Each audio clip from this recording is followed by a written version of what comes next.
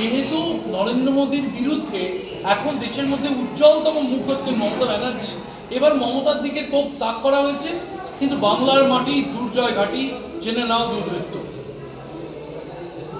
দেখুন, আজকে পাঞ্জাব আর হরিয়ানা কিভাবে জিতেছে, দিল্লি কিভাবে জিতেছে, মহারাষ্ট্র কিভাবে জিতেছে,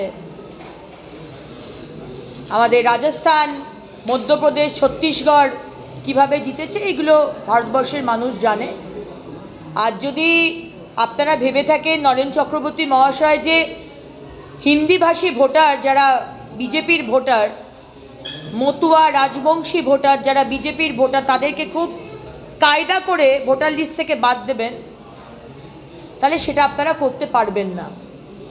কারণ পশ্চিমবঙ্গ তো শুধু বাঙালিদের নয়, পশ্চিমবঙ্গ সমস্ত রাজ্যের মানুষের, যারা এখান থেকে এখানে যুগ যুগ ধরে রয়েছে।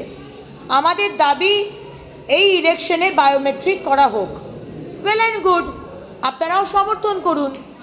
বায়োমেট্রিক হলেই কার দু জায়গায় ভোটার কার্ড রয়েছে, কে দু নম্বরই করছে, কে রোহিঙ্গা, কে বাংলাদেশি বা কে বহিরাগত, সব দুধ কা দুধ পানি কা পানি হয়ে যাবে। বায়োমেট্রিক করে 2026-এর ভোট হোক। রেশন দোকানে যদি বায়োমেট্রিক থাকে তাহলে 2026-এর পশ্চিমবঙ্গের ইলেকশনে আমাদের বায়োমেট্রিক চাই। আর নয়তো আরেকটা বিষয়, পুরো পশ্চিমবঙ্গে সেইভাবে প্যারামিলিটারি ফোর্স দেওয়া হোক যাতে একদিনে ওয়ান ফেজে সব জায়গায় ভোট হোক।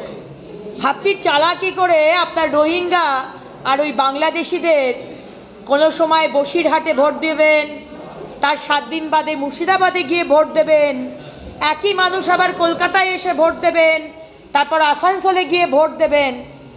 এইভাবে তো চলতে পারে না। আমরা চাই সঠিকভাবে ভোট হোক এবং biometric is the only option.